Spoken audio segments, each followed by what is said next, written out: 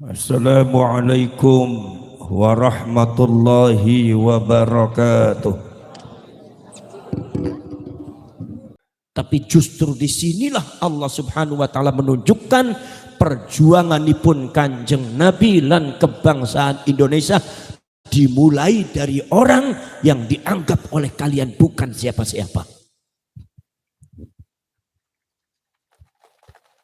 Ini kanggo nunjukaken ning panjenengan sedoyo, perjuangane Gusti Allah niku bukan diawali oleh orang yang bukan siapa-siapa. Imaduddin Al-Bantani bukan siapa-siapa, seorang Abbas bukan siapa-siapa, tapi karena di belakangnya itu adalah kudrat iradat Gusti Allah, sekali gejok niku Indonesia bergetar semuanya. Lek panjenengan ngendika para rasul, Kanjeng Nabi pada waktu diutus oleh Allah, apakah Kanjeng Nabi jadi seorang raja? Ora. Apakah Kanjeng Nabi wong sugih? Ora. Kabeh ngendika para ulama, Kanjeng Nabi niku uripe melarat. Secara finansial ora duwe.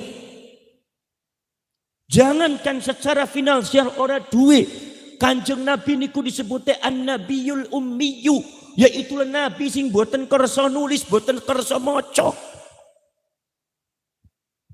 Diawali daripada seorang Rasulullah Muhammad sallallahu alaihi wasallam yang dianggap oleh masyarakatnya, yang dianggap oleh orang Yahudi adalah satu orang yang bukan orang istimewa, yang bukan raja, bukan orang konglomerat, bukan orang profesor doktor yang dianggap pinter, tapi malah ummi, boten kersa maca, boten kersa nulis.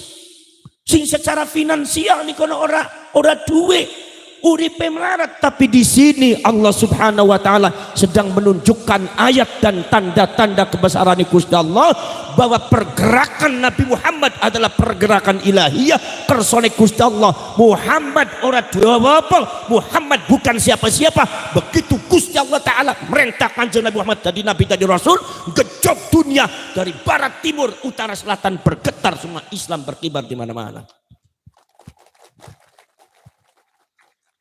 Gini apa mboten? Para syarek, para sedulur sedherek mawon. Panjenengan sumerep, seorang Nabi Musa niku boten gadah napa-napa. Seorang Nabi Harun niku boten gadah napa-napa. Siapa itu Musa? Siapa itu Harun? Raja ora. Mila pengikuti para nabi, para rasul, lek panjenengan buka riwayat Imam Bukhari, bahwasanya pengikuti para nabi, para rasul niku Hercules niku pernah tanglet dumateng sahabat Abu Sufyan. Ya Abu Sufyan, yang mengikut Muhammad itu orang top atau orang lemah?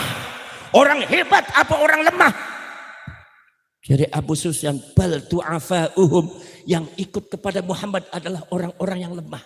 Mereka yang bukan bupati, mereka yang bukan wali kota, mereka yang bukan jenderal, mereka yang bukan pejabat tinggi, mereka yang bukan pengusaha konglomerat, mereka adalah orang awam. Tapi justru Hercules mengatakan bahwasanya sejarah sudah mengatakan bahwa pengikut Nabi dan Rasul itu bukan orang hebat, tetapi justru pengikut Nabi dan Rasul adalah orang-orang lemah di antara mereka. Justru ayat Gusti Allah ana ning kono.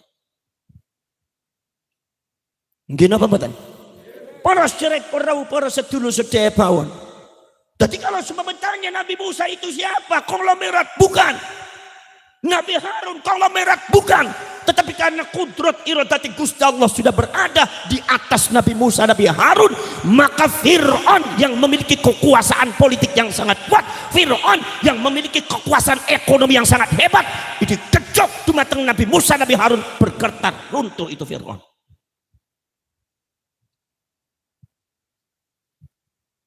Melongo nih sampai melongo ngerti apa melongo keter sampai.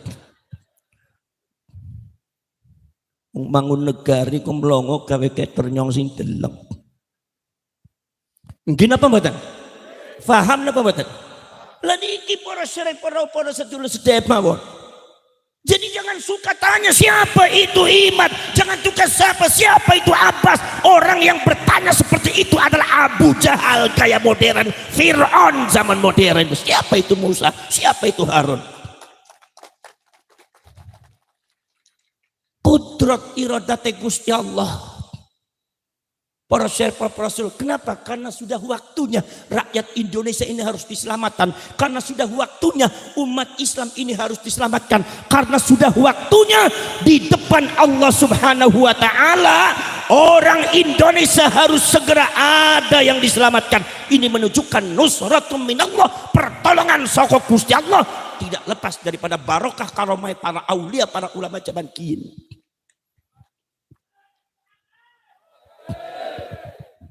Para syekh, para sedulur, tidak lepas daripada perannya para ulama, para kiai zaman riyin. Para syekh, para sedulur. Panjenengan lihat para syekh, para sedulur sedaya, pada waktu Banu Israel terusir dari daerahnya, dari Palestina.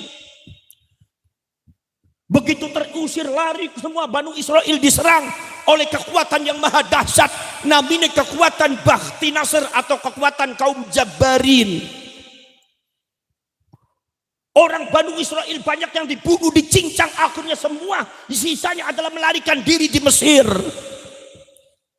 Orang Banu Israel, para syekh, para rasul sedaya mawon, Banu Israel, para syekh, para rasul sedaya mawon, minta kepada Nabi Daud, ya Daud, wonten Nabi Daud, ya Hizqail, wonten Nabi Hizqail, ya Daniel, wonten Nabi Daniel, ya Daud, mintalah kepada Allah Tuhan kamu supaya menurunkan seorang komandan panglima besar untuk bisa mengusir daripada Bakhti Nasr yang berkuasa ada di daerah kami, sehingga kami bisa kembali kepada tanah air kami. Banu Israel nyuwun dumateng Nabi Daud supaya minta kepada Allah. Akhirnya Nabi Daud bapang teng Gusti Allah. Nabi Daud silah dumateng Gusti Allah, mujo semedi sitakep sinupa tunggal nutupi dalan wewesongan dhateng pucuking grana swita madhep maring ngarsanipun murbeng dumadi.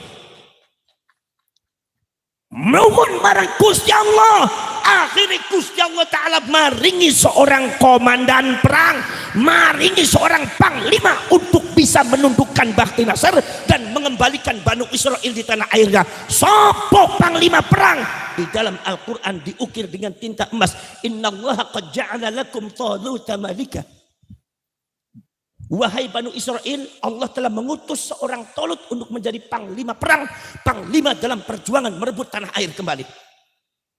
Siapa ikut Talut? Gusti Allah merintahkan Talut, Gusti Allah memilih Talut. Siapa itu Talut? Apakah Talut itu adalah orang konglomerat? Bukan.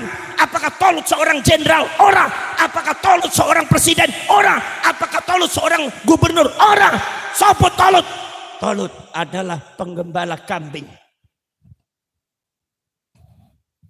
Talut itu penggembala kambing. Akhirnya Banu Israel protes. Anna yakunu lahul mulku alaina wa nahnu ahaqqu bil mulki minhu wa lam yu'ta sa'atan minal mal. Wahai Daud, kenapa Allah mengutusnya si Talut? Orang yang kekuatan politiknya tidak ada, orang yang otoritasnya tidak ada, orang yang secara finansial ekonominya boten kuat. Dia juga bukan orang ningrat, tidak ada keturunan darah biru, tidak berhak untuk memimpin kami. Jadi Nabi Daud ngendika, kalian meminta kepada Allah melalui saya. Ketika Allah memberikan tapi kalian menolaknya, apa yang kalian mau? Akhirnya para cerek, para sedulur sedaya mawon, Banu Israel sepakat. Bagaimana menurut panjenengan Nabi Daud? Jare Nabi Daud ngendika, iki pilihane Gusti Allah kali diterima baik, insya Allah bakal menang. Jangan lihat Talutnya. Nabi Daud para sedulur, Nabi Hizqail, Nabi Daniel berkumpul dengan Banu Israel, sowan dumateng Talut. Talut tadinya menolak. Tapi begitu ceritanya Allah Subhanahu wa taala yang menginginkan Talut bersedia.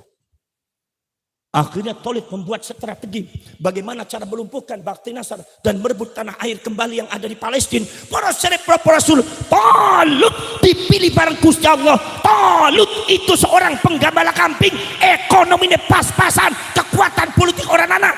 Di samping Talut ada Nabi Daud, di samping Talut ada Nabi Hizqail, di samping Talut ada Nabi Daniel. Tetapi Gusti Allah Ta'ala orang milih Nabi Daud, orang milih Nabi Hizqail, orang milih Nabi Daniel. Innallaha qad ja'ala lakum taluta malika. Sing bisa ngalahkan Bakhti Nasr ku Talut, ojo dideleng Talut sebagai penggembala kambing. Para syarek, para rasul begitu Talut membuat strategi sangat luar biasa. Membentuk pasukan barisan ini kono. Sampai sing dadi ketua, sampai sing dadi komandan. Perjuangan gawe laskar-laskar dibentuk ning Talut.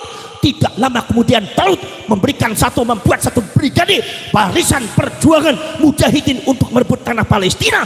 Aku diserbu matang Bahti Nasr, kekuatan luar biasa, kekuatan yang tidak ada tandingnya.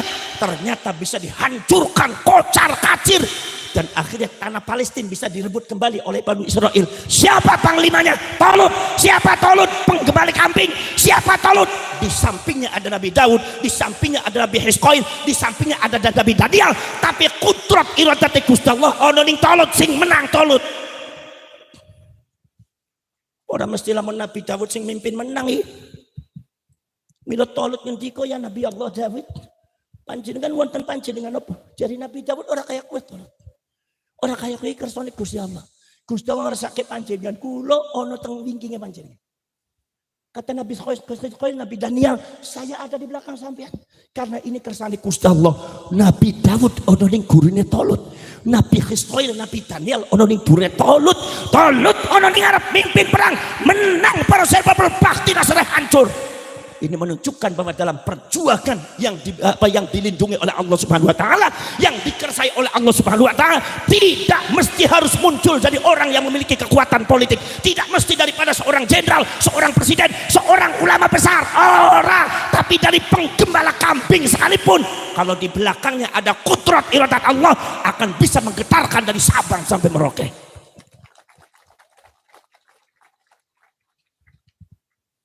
Paham napa mboten? Paham napa mboten? Tahu, paham orang paham, ngerti orang ngerti, yang penting mantuk-mantuk. Para syirik, para sedulur. Jadi jangan ditanya siapa itu Abbas, jangan ditanya siapa itu Imam. Padahal di sini ada kiai sepuh, padahal di sini ada orang ulama besar, padahal di sini ada ini, padahal di sini ada ini. Panjenengan woco di kono kisah tentang masalah Talut.